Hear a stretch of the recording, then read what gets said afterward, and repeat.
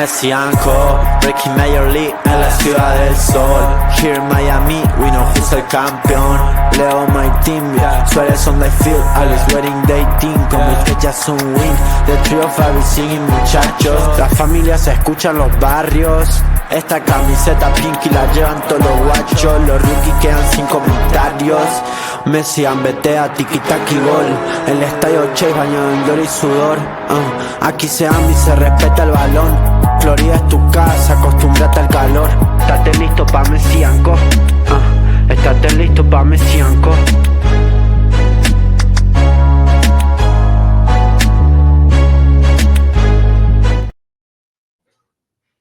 Hello, everybody, and welcome to another episode of Messi & Co. I'm Ashley here, as always, with my incredible co-hosts, Gian and Matt. Happy Tuesday after a nice, long Memorial Day weekend here in the United States. How's everyone doing? Excellent. We're good. We're doing good. Long weekend, able to rest up and recover from what, I don't know, some would agree would be a good result over the weekend. Some would disagree, but that's what we'll talk about in a minute. But I'm doing good personally. I'm doing good too. And I think that's an interesting way to put it, man. I think depending on who you are, you can see this game as like, oh, here we go again. Or wow, you know, at least we're taking a step in the right direction. So I think that's good. But yeah, no, I'm doing great. I had a nice weekend, nice long weekend, spent it relaxing here at 100. It seems like 100 and something degree weather in Miami. Yeah. Brutal. You know, if you got to make sure that the car is turned on about 15 minutes before you get to the car, because if not, it's like sweltering in there. I promise you, if I put an egg on top of my hood, I would be able to have scrambled eggs. Like that's how hot it is. You can. Does your car have the automatic like turn on? Yeah. Okay. Well, it's you can do it through the app or whatever, and you turn it on and the AC comes on. So that's nice.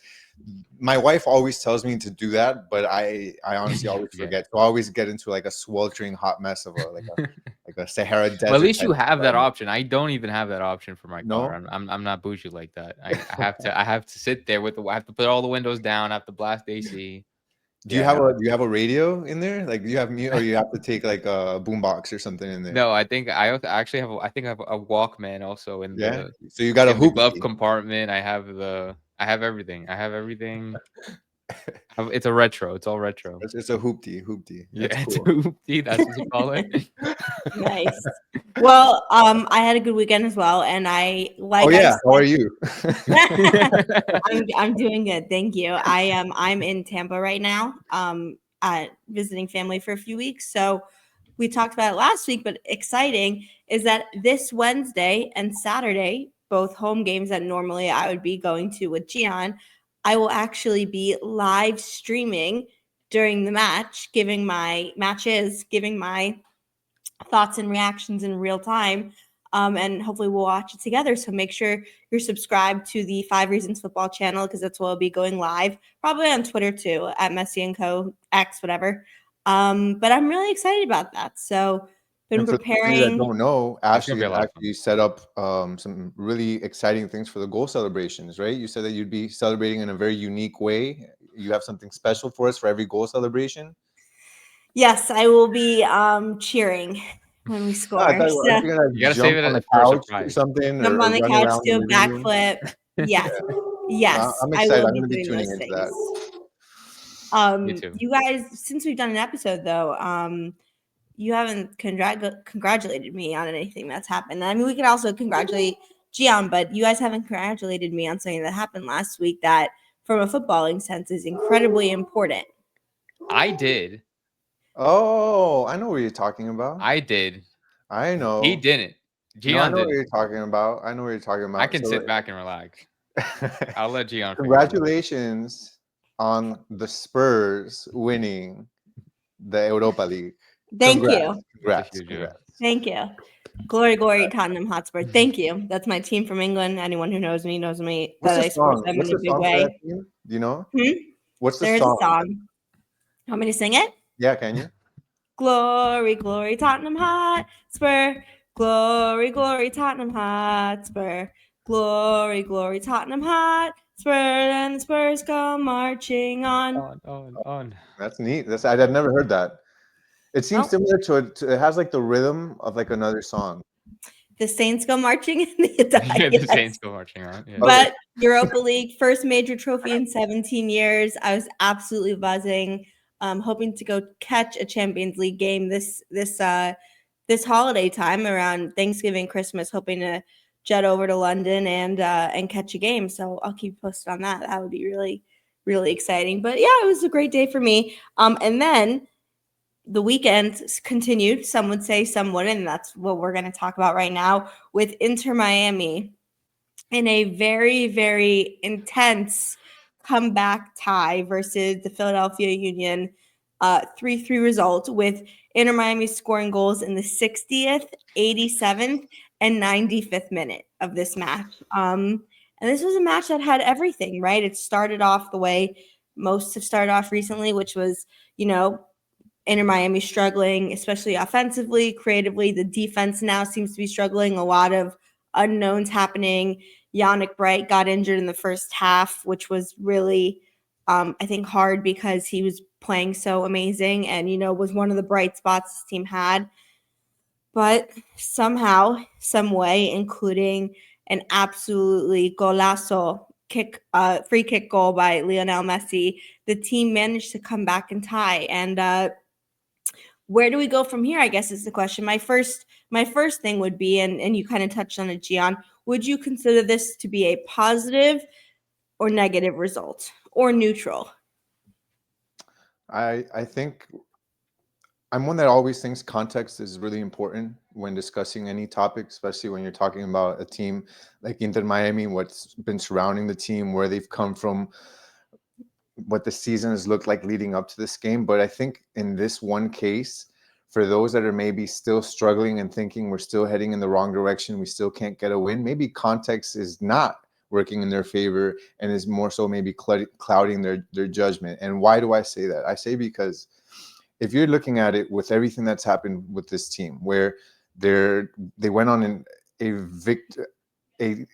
I guess a stretch without winning any games. What was that? Maybe 6 or 7 games. I think it was without, 6. Yeah, about 6 games without winning anything.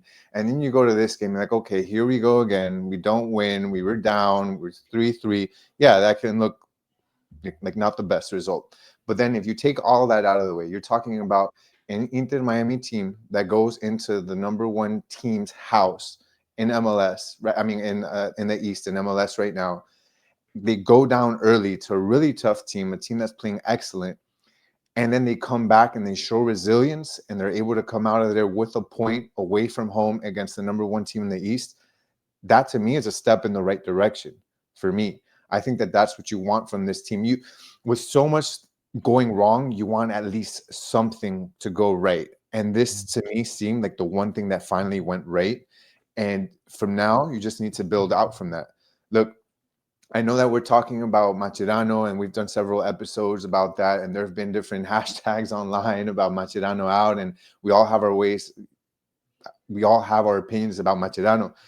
But at the end of the day, and I tweeted this from my personal account, I had physical access to communication from a team representative, a team official. And while it wasn't directly from Mas and it wasn't directly from Beckham, this is a person that is directly tied to them and is usually in their place somebody that has to convey their opinion. So, that person basically cited that they had support for Mascherano, that they also referenced the short I think the short run of the season so far, where we're still almost, not even halfway. The semifinal run in the CCC, the fact that he's had to deal with a team that's star-studded in his first season as part of the reason why they support the project, and that he's still doing somewhat of a good job in their eyes. So I think that probably directly reflects on leadership. So I would say, guys, he's in here for the long haul as of right now, unless something drastic changes. So you're going to want to root for these little victories. Even though it wasn't a victory, they're these little victories in performance. And this team looked better in my eyes. I do have to agree with you on this case, because if you would have asked me this question, Ashley, when the game just ended, like if you were to ask me after the game, I would have come on here with all the negativity in the world, to be honest. But then I rewatched the game, And like what Gian said, I took under consideration the context of what of what the game meant, what the situation was. It was a struggling Inter Miami. We didn't win in 6 games. We were honestly getting destroyed by most teams. They get Minnesota, Orlando, and then we go to Philly, Subaru Park, number 1 team in the East, and we managed to get a draw on the road. I think is a very positive thing to take away from that. And what I loved about this love is a strong word. What I liked about this tie was, or what I liked about this game was the fact that even though, in my opinion, and many can agree or disagree, in the first half, I thought we were really, really poor, and just how we were playing. But in that second half, there was definitely something that sparked. Whether that was, and you can put all the credit, you can give all the credit to Messi and his free kick for sparking the comeback, making it 2-2, an unbelievable free kick, and Mascherano making the offensive substitution, bringing on Telasco Segovia. He scored. It was called offside. Then he scored again to equalize the game 3-3. Moments like that really, really influenced the team to not give up, which is something that we've seen. I feel like Inter Miami do as of late, is that they go down 2-0, they go down 2-1, 3-0, whatever the case may be, and it's like they just become demoralized. They give up, and they're out of the game. But we didn't see that in the second half of this game against Philly, and that's something that I think is very positive and is definitely a step in the right direction. I think you touched actually on a great point right there. Mm-hmm. If this team went down 2-0, yeah, you thought it was over. It was basically over. Yep. The fact that it was minute 86 and then 3-1. Exactly. We were down 2-0 and then You're 3-1. minute 86 and you're down 3-1. The fact that this team still came back and showed resilience to end the game, I think, was a huge step in the right direction. Now, when I look at this game, there were some things to me that, despite, again, it being somewhat successful, like I think that Mascherano still obviously now tinkering with this team, trying to figure out, but the whole thing with Jordi Alba, like when you saw that lineup with Jordi, well, at least when it was presented before the game even started, you thought it was going to be like basically a back 5, right? Where you were going to have probably Frey and Alba as wing backs, but it ended up not being that. It was actually a back 4 with Frey on the right, and Alba was actually part of the midfield. So I thought that was a little strange. I didn't think that worked. I think that's just maybe. I think it's just Mascherano trying to say, what the hell do I do now? Like, I need to try something different. And I just thought, I didn't think that worked very well. So, and that was a change that you mentioned in the second half when, he took out Ian Frey, he put in Chelo, then he basically took out Aviles, and he had Alba come back down to the middle, and it was Luján and Noah Allen in the middle. So he went back to a back 4, and that's where Segovia came in. That looked better, obviously, than the first half. So I thought that was good. And I want to point out one more thing, because I think there's a lot of things that we can probably discuss about this, but one other thing that I would like to see a bit different with this team is, they don't really have, or at least Mascherano doesn't give the indication or strategic instruction for the center backs to be able to play the ball out and to try to break a line or two. And because of that, and I don't know if it's because maybe he doesn't have the confidence in them, but he has Busquets always be the guy that drops back in when they're building out of the back to put the ball in his hands.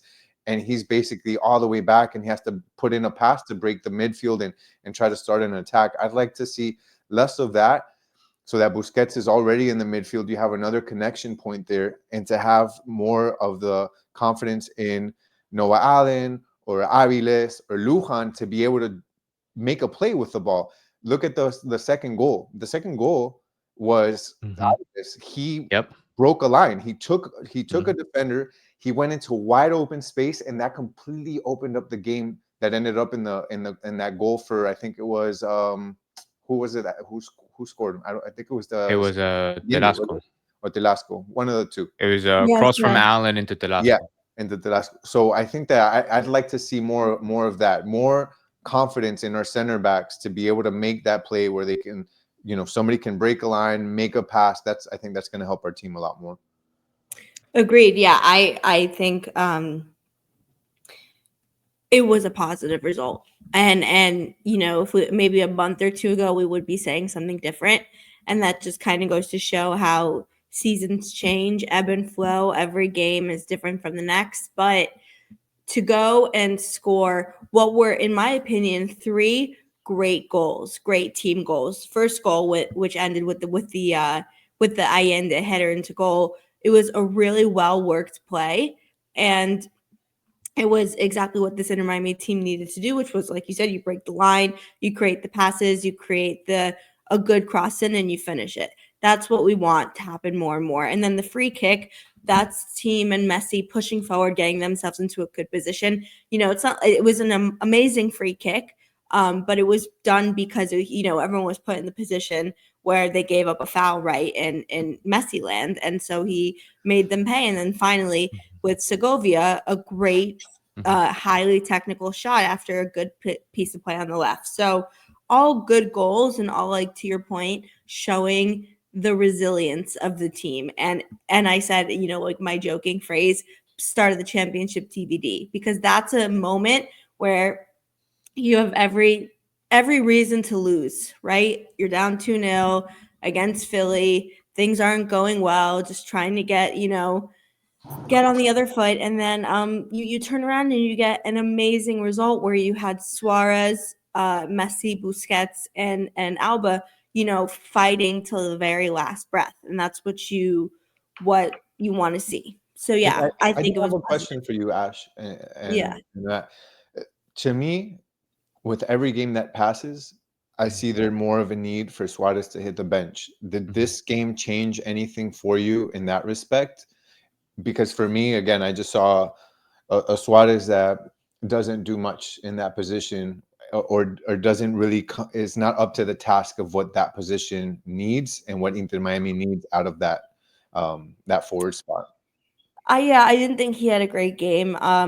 It especially in the first half, it just seems that every time he's gets a good ball, he has a bad first touch, bad run, bad, you know, the things that he normally always excelled in. And so I guess my answer, it's like no, but I don't know if Orlando is quite ready to take that position. And so then you could say you could put Allende as your starter, and then, you know, have like a Fafa start on the right, which I would be very happy with, or Segovia. I would think maybe step one is reducing it to 60 or 70 minutes and then making the changes quicker, because even though it was in bad circumstances, I thought a lot of the changes that that Mascherano made were positive. And so, you know, outside of circumstance, if they can continue doing that, I think it would be good. But I didn't see it. He's not doing anything now to make it seem like he should keep the position.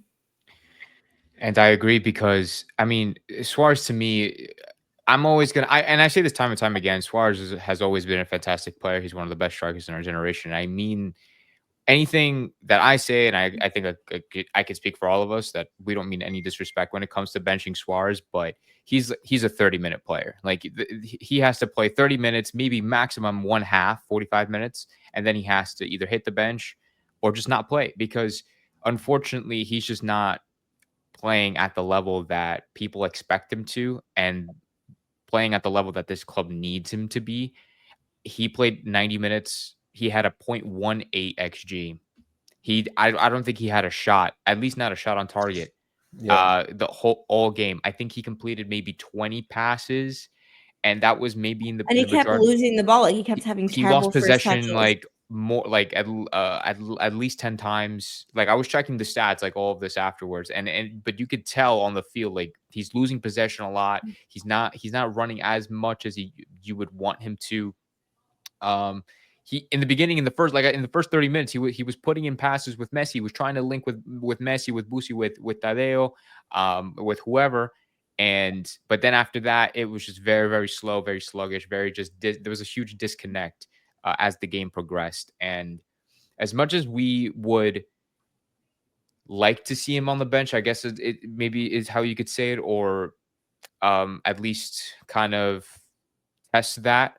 The next question is, do we have the right caliber players to take his place and to fulfill the role that he has to, or that he has to do, because we have Tadeo Allende, we have Obando, like Ashley said, which we don't know yet. We have Fafa, who can play that, but we haven't really seen it as much. So it's like when you bench Suarez, who is up to take, who's It's not going to like step up to the Campana's still plate? on the team, right? It's Like if not like Campana yeah. on the team, it's a much easier decision, and it sounds crazy, but it's not the same. I don't think it's because of a lack of players that Suarez is not on the bench. I think it's because of his name. I think there are other implications to having him on the bench, including what Messi thinks more so than anything, and what that cost. I think that would also cause turmoil within the locker room. From a sporting decision, it's not the best decision to have him out there on the field. For me, if I'm Mascherano, I have Tadeo Allende playing in the middle. I saw one of these plays in this last game against Philadelphia where Tadeo Allende was bringing up the ball. He had Suarez on the left. He had in the middle Noah Allen, which is crazy. Noah Allen basically at the center back, and he had Ian Frey on the right. And they were both Noah Allen and Suarez had space to run into, but neither of them had the speed to beat their center back. So Allende was forced to make the pass out to the right to Ian Frey, and the play absolutely went to crap and nothing happened. So then I go and I look at that and I think, what if instead of Noah Allen in the middle, you had Allende making that run into space? What if instead of on the left, it was Suarez? Instead of Suarez, you had Fafa Picault making a run into space. I just think that the game completely changes when you have more speed up front, when you're able to, like, how often are we scoring goals where it's a ball played into space because you have a sprinting center back or sprinting somebody, and that's very few. And you know why? It's because we don't have the player personnel on the field to do that. So it completely changes the way the team plays. So for me, again, I think there are other implications to having Suarez on the bench, which are why Mascherano doesn't do it. I don't know what sports like wise, like game wise, there's no other reason why Suarez would be there. It's unfortunate that's a complete change from one season to the next for Suarez. He was slow last season, but he's even slower this season, Yeah, it will be interesting to see how that turns out, and we're gonna get to in a second, but we're about to have a 10-day window open before the start of the Club World Cup, and a lot of very interesting names being tossed around. I want to quickly though, last thing I want to say though, before we move on is let's take a second to recognize the free kick by Lionel Messi. I mean, obviously we're used to it by now. Like it seems like nothing, but I still am impressed that, from minute 1 to 90, no matter the score, like he's not stopping. Yeah, he does his walking and you can say X, Y, and Z, but he is always trying to create a play and always trying to score and win. Like he's always doing everything he can to get his team to win. And you never question that. And then that goal, just amazing. And it was his playmaking belief in the extra time for that first, like when that goal happened in extra time. If you saw him, he was and the halfway line near the all the way on the other side to start the play and went all the way back just so you can get the play started and get things going to try and create the chances. Like he's still Messi, and I think if we can continue to mold and affect the players around him, there is still plenty good of Messi left and plenty chances for this team to win silverware. Yeah, I would also say that if there's anybody that you should also thank for that goal, and aside from Messi, it would be Kai Wagner, number 27, who ran back to cover the open area of the goal and basically kept Luis Suarez on side. Oh, that's Because right. if it wasn't for that, I'm almost certain that goal would have been called. Suarez went up to like almost like it went right above his head. That would have been called offside 100%. So a little bit of luck there, but just the fact that he's able to pinpoint that exact spot, like Messi, and you don't often see that. The goals that are on the goalkeeper's side, like that is an even tougher one. So he continues to do it, man. He's almost there as the free kick goal leader. I think that you have Juninho, and then somebody else. Then Pele. Is it Pele? Yeah, and he's what, maybe like 10 or so away. Like thing. he may actually do it. Like he probably, I forget, but like I know he's third. I know Messi's third in that ranking. He passed Beckham. I'm pretty sure he's over Ronaldo. He's over everybody. So, and like you said, like in that near post, it's very Suarez did a really good job, I guess, trying to distract the keeper. I think at least that was his intention. I think he was trying to do that, but he got lucky. He got lucky. But like he had to but for the Messi to put it there and the goalie being there and the goalie still not being able to get to it, that just shows like pure power, pure precision from somebody like Lionel Messi at his age, at this point in his career. It's like he could still do it, and it's amazing to see. 100%. Juninho's at 77, and then Pelé is at 70, and then Messi is 60. What 60 something? Yeah, I can't even see it here, but I mean he's close, and I think that in our lifetime, like soon, like I think we may see that. It's possible. It's gonna be tough, but I think it's possible if he plays another 2 seasons. Let's say. Does he do Olympicos count as free kicks? No, but he tries one every game. Every game, and you know what? People are mad about it. No, keep doing it. I want one to go in. He deserves it to complete it. He's come close to a few of them. He's come close. He needs to do it. But people are like goalies are expecting it now, so it's like so he's like he really got to catch him off guard. He's really got to catch him off guard. Yeah, it says Messi has 66. There you go. Messi has 66. He's not that far off. He'll definitely get 4 more. It's about if he can get 11 more, but I think he can.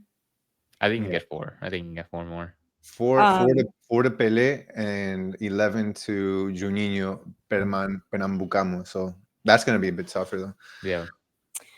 Okay, so now let's transition to exciting news. And like we said earlier, transfer window for the Club World Cup will be open June 1st to June 10th.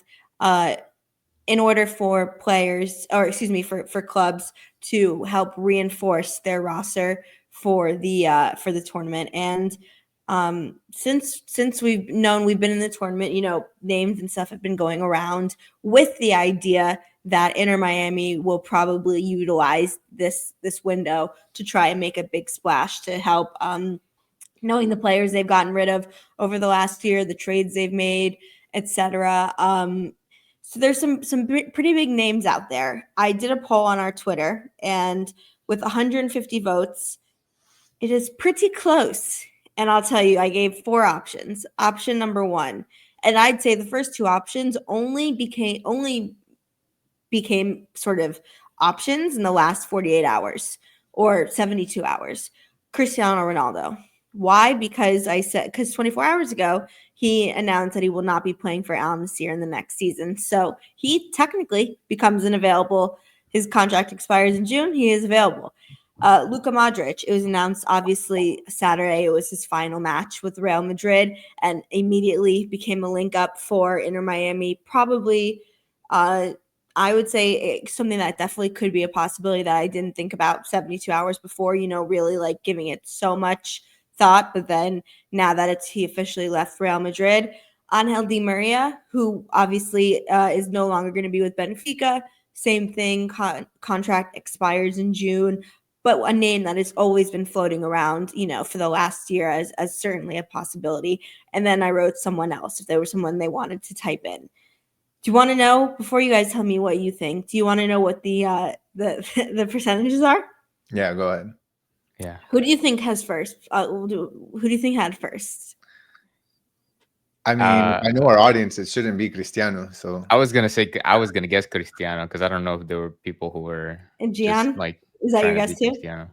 Who got the most votes? I think it should. I mean, not what you think. Modric. What do you think happened? Like, what do you think should have gotten the most votes? Modric. Okay. Wrong. Angel Di Maria with 34% of the votes.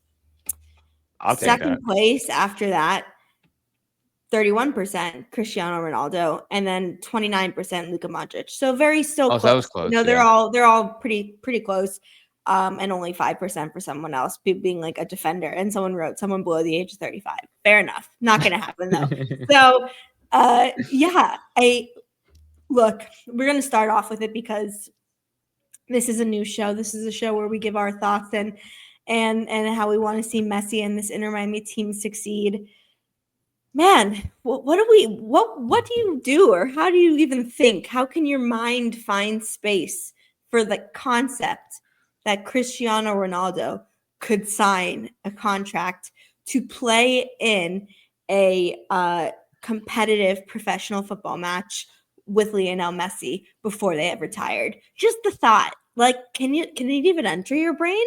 How do we have space in the bank for that? Do we Like, let alone space in the European mind mind, let alone comprehend? space in the mind? Do we have space in the pockets for that? As long as we have Adidas's phone number, we're okay. So like, yeah, let's hear it.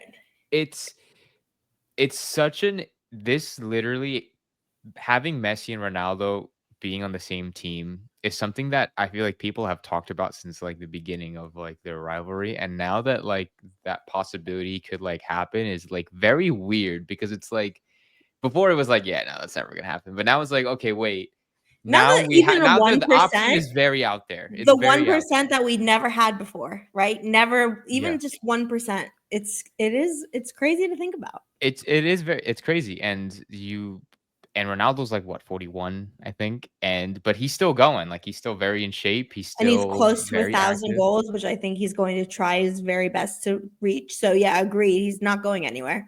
It'll just be very awesome to see two superstars like Messi and Ronaldo partner and team up together competitively in the MLS and just completely take over the entire league. Like, I don't know. I think that'd be very interesting. The thing that I do question though is like, I wonder if Ronaldo were to join, if are their egos gonna like clash together? Like, Yes. is Ronaldo's ego like Of how course, big of it? How much never bigger work, is? Yeah, like how much but bigger it would is be he beautiful. gonna get? It's I think that's pretty funny to me. It would never work, but football would smile for a day. They just would. It just like, that's like, imagine if they were closer in age, if LeBron got to play with Michael Jordan, for like a playoff series on the same team. Like, you'd be like, wow, like basketball won today. Like, that's something that would be so amazing. But Gian, you don't think it's ever going to happen? Look, I'm just gonna say, if Cristiano somehow finds his way to Inter Miami, at least we'll have another jersey in the stadium other than Messi. So that's a plus. That's and I'll so say, true. There's still time to add more seats to the Freedom Park. So if they're gonna do it, they better get do more it too. F1 seats. We'll get like they may have to add an entire level to that and make it like, like, I don't know, like an American football stadium. Yeah, because look how many fans Messi brought. So I assume an equal amount will come for Cristiano Ronaldo. But look, man, I'm a traditionalist when it comes to football, and just the lore of Cristiano Ronaldo versus Messi is something that I don't want to lose. It is, I mean, from an entertainment perspective, and that's what MLS is all about. It's about the spectacle. And that's why I know I'm going to take a turn here for the negative, but that's why MLS says that they have plans to be one of the best leagues in the world and this and that. But at the end of the day, they do it more like a business, and it's about the spectacle. And most of the people that go to these MLS games, and maybe I'll speak for Inter Miami, they're there for the entertainment purposes. And that's if that's what they're gonna continue to drive in, the entertainment and the spectacle, then Cristiano Ronaldo is a perfect answer for that. If you're talking about football wise and the competition and the tradition and the beauty of the beautiful game, I would love just to keep it as Cristiano Ronaldo versus Messi for the rest of time, because it's one of the most beautiful competitions, one of the most beautiful battles that we've had, I think, been able to live in history. And I just don't want it to end as them just teaming up. So other than that, I also just don't think it would be a good fit for this team. I think this team needs to get younger. I think that he's a guy that comes with a lot of baggage as well. If you follow Cristiano Ronaldo's career, he's somebody that is high maintenance. He's somebody that has a lot of ego. He's somebody that requires a lot of attention. And I don't know, I think that Messi already requires a lot of attention, and Messi, they're gonna have to hire a whole new staff, like 10 more staff members to handle both. Just for him, just for Ronaldo. Just for It'll be a Ronaldo. SWAT team outside of every practice. And you're gonna have to hire Yassine number 2, and it's just. But yeah, no, I just don't think he's the best fit for this team, at all. He just turned 40 in February. He'll be 41 soon, and despite him, he's like a LeBron James, where he's been able to take care of his body and all that. Yeah. But at the end of the day, there's only so much you can do, and I would hate to invest what you probably need to invest to bring in a player like Ronaldo when his body's gonna probably start deteriorating, and he's just not the best fit for this team. So for me, it's a no.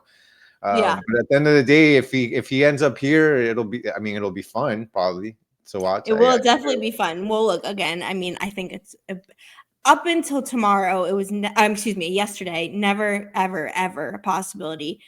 After yesterday, 1%. I wouldn't say any more than that. It would be it'd be madness to have it get done. If it happened though, I think football would smile for a day. I think that'd be amazing. And the fact that we can include it in our title and we're actually having a real discussion. This isn't like a joke. This isn't a bit. This is us saying, what could Cristiano Ronaldo fit or play on this team or have the moment when that's just the idea that we can speak these words. The American mind cannot comprehend. And that they better, if they're gonna do that, they better bring Pat Riley and Andy Ellisberg from the Heat to figure out how the hell it's gonna work money-wise. Robert Taylor did Robert Taylor lead us to Cristiano Ronaldo? He's gonna expect more 30 for 30 specials on that. He's gonna expect more than what Inter Miami is worth to come there. The way no, I agree. But God, it's fun to talk about. That's why we dropped Grasso, right? And exactly. All right. So then here are 2 other ones though. Let's talk about these and which you think. This is a 2-part question because you may have different answers. Part 1: who do you think is most likely to sign of the 2 players I'm going to mention? And the other question: who is the best fit? Now it could be the same person or it could be different. Those 2 players, Luka Modric and Angel Di Maria. I was actually even going to say Kevin De Bruyne at one point, but he's going to Napoli, and I think it would have been Chicago anyway. So. Angel Di Maria and Luka Modric. We'll start with the first question. Who do you think is more likely for Inter Miami to sign? I say Di Maria all day long. I don't know. Do you want to answer, and then I'll go to why I think, Gian? I think it's probably Modric. Okay. So I think it's Modric because why the hell does Messi have to go to the defense to get the ball? Why does Messi have to go all the way so deep into the midfield to get the ball? You get Modric there. Modric is going to be the one handling the ball. He'll be able to him along with Busquets. I mean, you've got 2 amazing playmakers there. Busquets stays a little back. Modric can go up a little higher. If you've watched Modric as of late, the man runs probably more than 99% of the team than the young guys that we have. The amount that he does. He plays defense as well. And I think he'd be excellent. That would allow Messi to play a little higher up, and we need a playmaker. We really do. Messi can't be the only guy. If that's the problem. If Messi is the primary playmaker, that means he's less involved in the actual defining the defining moment of actually scoring, and I think him more involved in the attack and less in the actual build out. So for me, it's definitely him. It's going to be Modric. Okay, Matt. Is Modric Argentinian though? Like, you know what I'm saying? Like, can I tell you the truth though? I think the answer would have been Angel Di Maria for a very long time. Yeah. But I also honestly think if that was the answer, it would have happened already. I think it would have happened in January or even last summer, because while he's obviously still he played a role in Benfica this year, it didn't feel like it was, it's not like he was the only cornerstone of that team, and they had these huge aspirations, X, Y, and Z. I think it could have happened last year, and he could have been, especially knowing they had gotten rid of offensive players. So all that to say, I think it hadn't happened yet because there was other priorities, and maybe this summer, this window upcoming was going to be a priority knowing that you may now have a few more players available, and not to say Angel Di Maria isn't high quality. Of course he is. I mean, he one of the best to ever play for Argentina, played for every great team, would be a great addition, especially since we are struggling with attack. He would definitely be creating. But I think, this team needs, to your point, needs that midfield conductor to help Sergio. Imagine you have Sergio Busquets and Luka Modric in the same midfield, planning everything out, having laying all the chess pieces, and then you go, oh, Messi, little ball into Suarez, little ball into Allende, Fafa run over the top. Imagine that, with Angel Di Maria, you're just getting an explosive attack weapon. And so with Luka Modric being available, I think I think it's the better fit, and I think it's the more likely one. I just think Angel Di Maria, I think it would have happened already. I could be wrong, and we'll know, but I just think it would have happened already. I think quickly with my theory on the Angel Di Maria thing, I think he always wanted to go back to Benfica and give his thanks, because Benfica is essentially where he spent, I think, four seasons with them, which is the longest he's been with the club, I'm pretty sure, or except for I think Man United, but I don't know, it doesn't matter. And he wanted to go back to Benfica. I think he wanted to come to Miami and everything was set, but to be honest, they were probably like, oh, okay, when your contract expires, was it 5 seasons? Yeah. I think they all planned it, so it's oh, okay, you just run once your stint with Benfica's over, you can always come to Miami and then finish your career with Messi. I always thought it was always there, and like you said, Inter Miami wanted to prioritize other players, to sign other players and bring everybody in, and then once everything's settled, they're like, okay, then Angel can come if he can, if he wants. I only say that because I think that was it until 4 days ago when Luka Modric played his last game for Real Madrid. I think that was under the assumption that Luka Modric wouldn't be available, because I think that really changes a lot of things. Well, yeah, because at the end of the day, it wasn't his decision. I don't think it was Real Madrid's decision to be okay, hey, we're gonna move on, or we're gonna. I thought he was going to stay another year. I thought he had one more that year. was the plan. That was the plan for he's him to playing stay the Club here. World Cup for them, so he'd have to come. He wouldn't be able to play that with us. Just so you know. But he'd be able to sign with the team. I'm not exactly sure the mechanics of that. I just know that he may be able to sign for maybe afterwards, but he won't be able to play the Club World Cup list because he's playing with Rad. I also want to say one thing, me, and I'll speak personally. By no means am I advocating for us to sign any of these guys. I am not pushing for it. I don't think they should. You don't want what anybody. I will say is, if they're gonna go and sign some random off of Chacaritas FC in the 2nd division of Ecuador that's sitting on the bench, like they do some of their players, I would take these guys over them. But by no means should they be the focal point. This is what's gonna make this team better. They need guys that are physically fit. They need guys that are starters on other teams, not bench players like Chelo was in Boca behind that Vincula. They need guys that are going to come in that aren't injury prone. We've brought in countless guys that already had injuries. I think Freire and other players.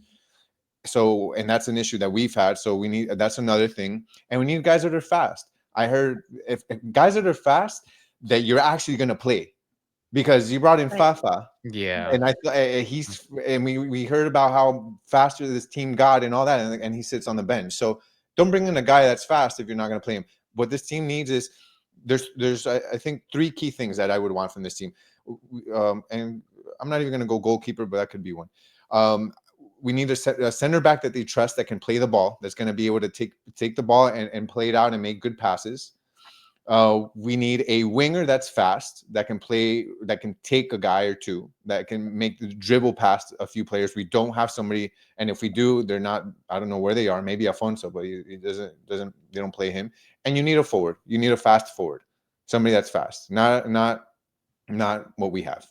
Those are for me. So based on those requirements, I would say Angel Di Maria would be the more the more useful player. I would say though for Luka, here's a question: if I said yes, okay, he's playing for Real Madrid for Club World Cup, but then he signs with Inter Miami for the rest of the season, would that would you still rather have Angel Di Maria if he meant he was playing in the Club World Cup for us? I personally would still. I don't think Modrić is gonna come because because we have if Modrić comes, that means Bright can't play. That means Redondo can't play, and then that means Velasco probably can't play in the midfield either. Correct. Yeah, correct. And so it's like if Modrić comes, then like everybody's gonna have to sit on the bench, and then it's like, well, why did we even bring these guys in if we're just gonna play Modrić and Busi? And I think like they would want to play players like, well, Bright has been probably one of our best players all season, but now that he's injured, but like Velasco, he needs to further develop. Redondo needs to further develop, and if Inter Miami really care and want to develop these players, and they're gonna develop them and not bring somebody like Modrić. For Di Maria, even though we do have Fafa, he's essentially like our only option on the wing, except for Tadeo Ashende, and then you have Leo Afonso who can play on the wing, but he barely gets any minutes off the bench. But with Di Maria, you would probably give him minutes. Because then because like what Mascherano's been doing, he's been resorting to Jordi Alba on the left wing. So instead of playing Jordi Alba on the left wing, you can play Di Maria. You'll put Jordi back in his original position. You'll see how that works out. And Di Maria has been playing like 90 minutes, almost 90 minutes every single game, almost for Benfica this season, except for I think the last. He definitely hasn't dropped taken like dipped. right? It was only at the end of the season where he got injured. It was around my birthday. It was like in February for like a couple weeks. I think it was like a month and a half. He got injured, and then like he was like slowly like was integrated back into the team. But I mean, if he stays healthy and he's quick, if he's fit, which he is, and he can still provide like all the abilities and the technical and the everything, I think he'll be a valid option on the wing. 8 goals and 5 assists in 20 starts this season. Which would make it, that could be a huge difference maker for Inter Miami. 100%. Any other names that you think could come up, or do you think it's probably going to be Di Maria? Because I mean, again, I still think this 10-day window and just like this summer has more options than was initially expected in terms of big names, right? Yeah. So I think it will obviously there could be changes, and there could be things where they're going for bangs, and so I think it'll be really fun and interesting to see. We'll know. I mean, I don't know if we'll know for sure on June 1st, but we'll probably start to get an idea as it gets closer. I think this is like a completely like curveball. This is not, I know this is not going to happen, but I wanted to bring it up because I saw a post about it, not about this specifically, but about the player, and it's Jamie Vardy. Because I'm like, he just finished his thing with Leicester. So I'm like, okay, he's a free agent. We need a striker. Let's freaking sign Jamie Vardy. I would much rather prefer Jamie Vardy over Suarez at this point in my life, because Suarez is not giving me any hope. You over Suarez, Matt. Jamie Vardy's not a bad shot. I know, but I just thought it was funny. I just thought it'd be a funny. Thing to do. Like Jamie Vardy coming to Inter Miami, I think would be like the funniest transfer ever in probably our history. So I just wanted to throw that out. I just wanted to throw that out there. It would be funny seeing him. It'd be hilarious. I think it'd be hilarious. Neymar, of course, was an option people floated, but he can't pay him for how injured he is now at this point. You just can't. Yeah, unfortunately. It's a shame. But and I thought Kevin De Bruyne was a viable option until a lot of people were riding that train. Yeah, a lot of people really liked that option and really wanted him to come. But I guess I honestly, personally, I thought that it was going to be way too early for him to come to MLS, because he's only 33, 32, I think. So it's like, I think it makes more sense for him to stay in Europe. The fact that he's going to Napoli is great. Like, that's great. If he were to complete that, I don't know if that's actually official, But I think it's pretty close. Yeah. is it? Yeah. So like if when that happens, if that happens, I think that's great for him, and he should continue to play at a pretty high level, especially for Napoli, who's been doing great in recent years. And they won the Scudetto, didn't they? Just Yeah. now? Yeah. We So just did. that's amazing. So I think it's way too early. I think he should stay in Europe as long as he can until he's really, really time for him to drop down a level. With Okay, so respectfully to the MLS. you know who mine is? It's so crazy, but it see can't it. happen. It Let can't us hear it. happen. But I would love it. Romelu Lukaku. But he has another year for Napoli, so it's not going to happen. But I'm just saying, He's I'd through. I think love he's signed to through like see him. 2027 or something. So he's got some time. Yeah, I'm just saying He it'd be can my come opinion. after. I think it's going to be Di Maria. I feel like has to be. even I know I said they waited, but I think with that being said, like if it's going to happen, it's going to happen now, right? Like Mhm. it's they've been waiting for the summer to make one more big splash, and so Yeah. I think it probably is. If you see other names, maybe won't be surprised, but it's. Are you okay, Gian? Yeah, I'm just thinking. I'm like, it's just stressing me He's like out. stressing out. Yeah. Like get rid of Suarez already, man. It's so stressful because I'm sorry that I keep like staying on that tangent, but it's like even on defense, like he doesn't help. So it's so tough to have two guys have been hit with him and Messi If that don't Di defend. Maria plays, though, it's so Suarez will still play. That's the thing that Yeah. the team is not going to get much better until Suarez is not getting this amount of playing time. It's just he's not scoring and he doesn't defend. You literally have a team playing with two less people defending. Yeah. It's insane. I heard Sergei Kristoff is still a free agent. Actually, you know what's funny? I was searching right now on Transfer Market for free agents, and he came up. Like I was, That's funny. That's funny. Literally Well, just came up right now. So yeah, no, we could use I don't know, but we'll see. We'll definitely. I think by the end of this week have maybe more of an idea than before on what the team's going to do. In terms of the immediate though, tomorrow, let's do just a super quick preview. Like I said, I will be live streaming the match. It's Inter Miami hosting Montreal, who are currently sitting last, 15th in the Eastern Conference. A game home after, like we said, a good result in our opinions on Saturday, where you saw a lot of, you saw hustle, you saw resilience, you saw the comeback, you saw the energy and the personality that the team needs. And I think tomorrow is crucial in order to continue that pattern, because you're playing Saturday, you're hosting Columbus, which is going to be a really difficult match. Mm-hmm. And so I think tomorrow they need to win, and they need to win comfortably in order to really steady the ship and get things, ready for what is going to be starting Saturday, a crazy month of Columbus. And then before you know it, you're in the Club World Cup. You're about to get a major signing. Don't know who it is yet, but it's going to be somebody.